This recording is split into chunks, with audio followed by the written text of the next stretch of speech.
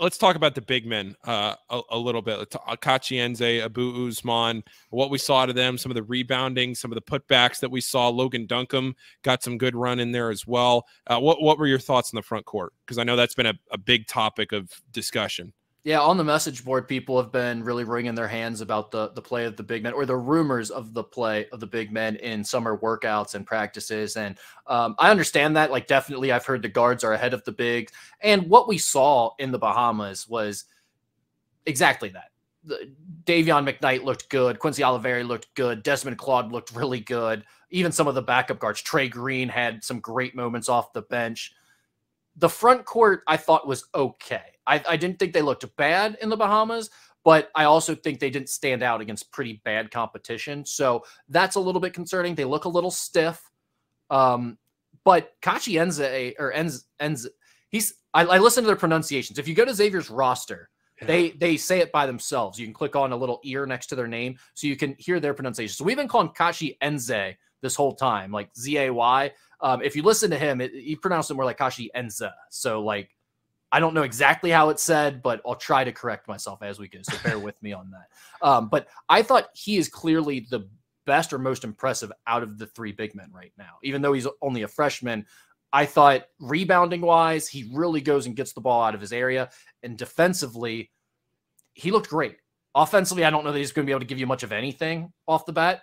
But in terms of the rebounding and defense, I think right now he is their best big man.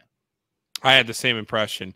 It was tough to get a read on Logan Duncomb just because I felt like some of his sequences were kind of awkward. Some of when he was coming down the court, I didn't feel like it was maybe the best. I didn't feel like it was the best takeaway for him, just in the way that he was out there on the court. So I think with Logan, he does not look the part, right? Like he's just not going to stand out. His athleticism isn't. Plus, his size isn't great overall. Like, he's not a lot bigger than guys, not a lot longer, not a lot more athletic. So when you watch him on the court, he does not stand out. He does not necessarily look the part. But something I have seen from him a little bit, and there were some moments like this in the University of Victoria game. Sometimes being the best for your team is just making the fewest amount of mistakes, right? Like, some of Xavier's backup big men last year could have learned from that. Like, just go on the floor and be solid in what you're being asked to do. You don't have to do anything that stands out. Just don't screw it up while you're out there. Don't miss the block out that leads the other team getting a rebound. Don't miss the defensive assignment.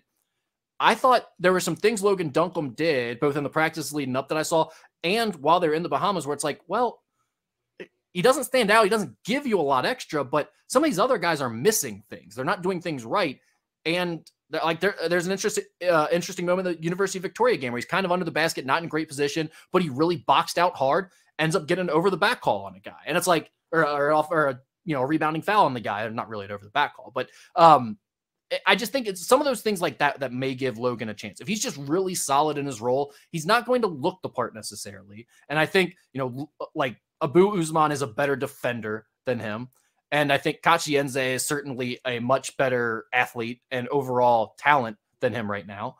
But if he's just really solid, he's in the mix. And I don't think there's a clear leader in this battle in the front court right now. So, that's going to be one of the more interesting things to watch leading up to the start of the season. Is I don't really think anything is set in the front court just yet. I think all of those guys could kind of play their way in or out of more minutes as things currently stand.